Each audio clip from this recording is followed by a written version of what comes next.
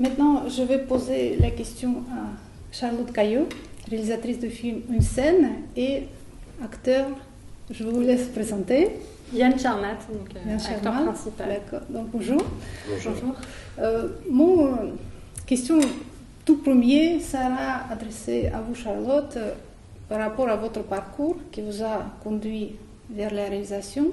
Vous avez fait des études à la Sorbonne Nouvelle Paris 3, Oui. donc notamment en analysant beaucoup de films de Bergman, de Piala.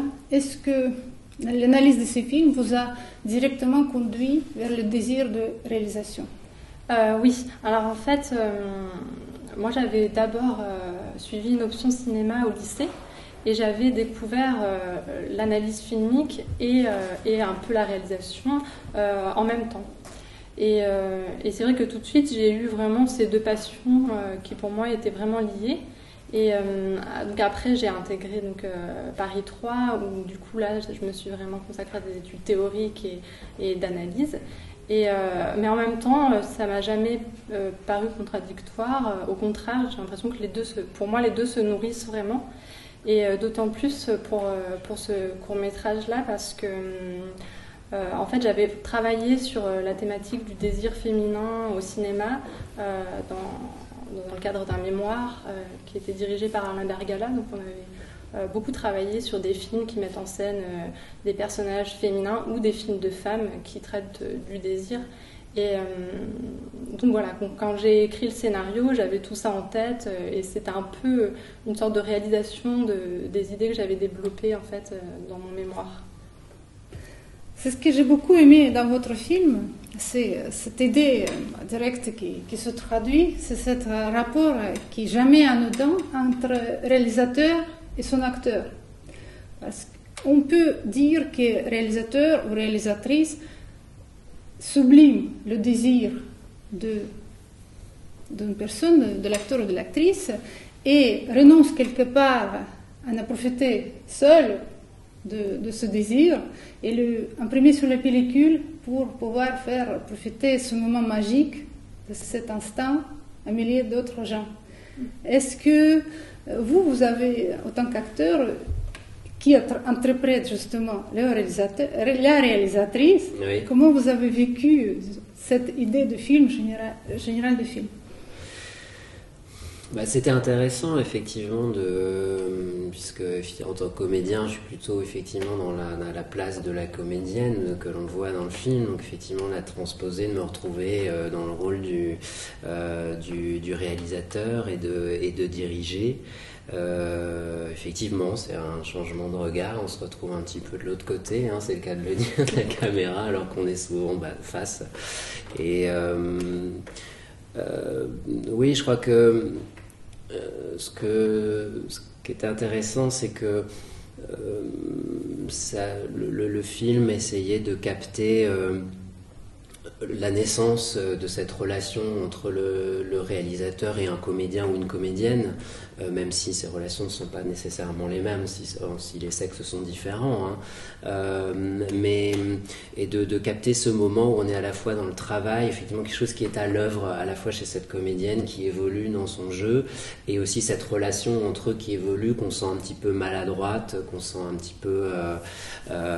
et ça c'était intéressant parce qu'effectivement moi j'ai pu le vivre en tant que comédien avec les réalisateurs et réalisatrices ou metteurs en scène ou au théâtre avec qui on a travaillé. Effectivement il y a cette question de s'apprivoiser et de faire éclore quelque chose qui est à la fois le rôle, le comédien, la comédienne, et à la fois cette relation avec son réalisateur. C'est un petit peu comme ça que je l'ai perçu en tout cas. Et pourquoi, vous, Charlotte, vous décidez de vous faire incarner par un homme? Pourquoi vos idées, vous les produisez par les actions d'un homme, vous, en tant que femme? Pourquoi vous n'avez pas osé? Non, mais alors, en fait, il y a deux choses. C'est que je pensais que c'était important que ce soit un personnage masculin et que le réalisateur soit un peu à distance, en fait. Qu'il comprenne, qu'il intellectualise peut-être même mieux qu'elle son ressenti en tant que fille, mais qu'en même temps il y ait cette distance qui soit introduite par le fait que lui c'est un homme et qu'elle ressent les choses peut-être plus profondément sans les intellectualiser de la même manière. Donc il y avait cette relation que je voulais créé en fait. Et après, oui, je me suis un peu transposée dans les deux personnages, donc moi c'était amusant parce que il y avait le côté ressenti du côté du personnage féminin et puis le côté plus intellectuel du côté du personnage masculin. Mais justement, oui, j'ai aussi remarqué que vous attribuez à l'actrice le rôle de provocatrice de désir, la beauté charnelle, la beauté du mouvement, la beauté du regard, la beauté du geste, et ce désir intériorisé intellectuel de l'homme, de le réalisateur, qui la regarde et qui la vit à travers d'autres sentences qui justement est dit à travers le film, qui sont deux mondes opposés. Est-ce que pour vous les personnages se comprennent? Pour moi, oui, ils arrivent à se comprendre, mais effectivement, je voulais vraiment créer presque un contraste, même dans le jeu en fait.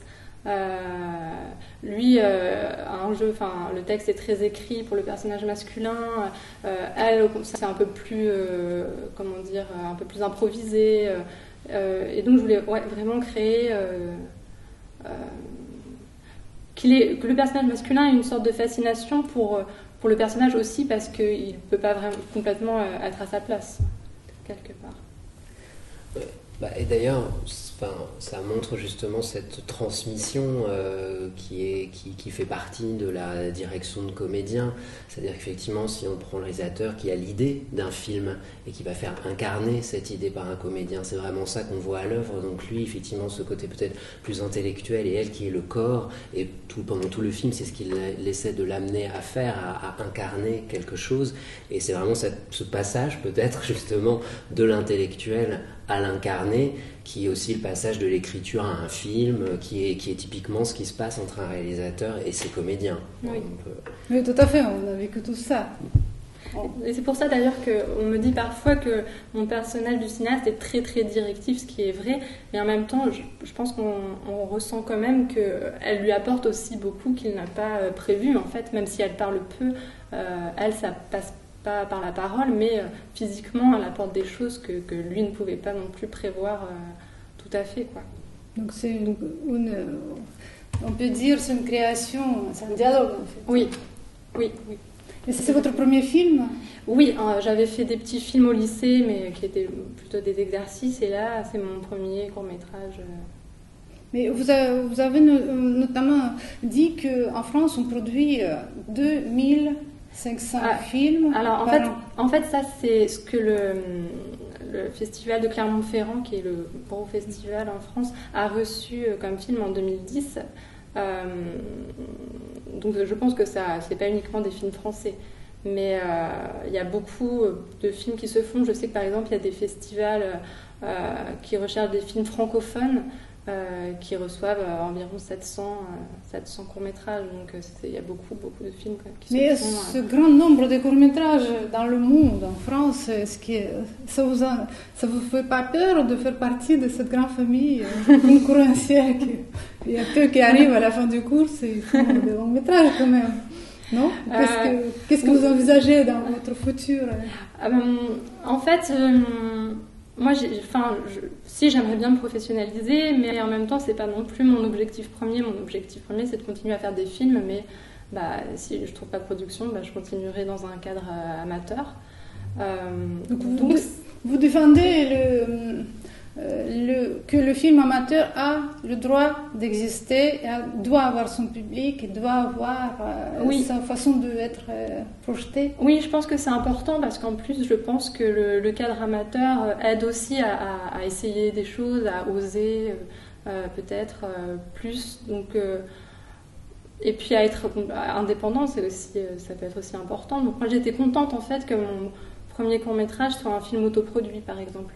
Même si là, j'envisage de chercher une production pour un autre, j'ai trouvé bien de commencer comme ça et de me sentir complètement libre.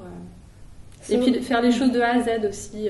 Parce que c'est vrai qu'après, quand on a une production, éventuellement, c'est la production qui s'occupe après de la diffusion. Moi, je trouve ça intéressant de me confronter aussi à la partie diffusion, par exemple. Oui, vivre la vie du film de A à Z. Voilà. Bon, on vous souhaite que le voyage à Saint-Pétersbourg vous apporte une nouvelle expérience dans ce domaine et peut-être de nouveaux rencontres. Oui. Merci beaucoup. Merci à vous.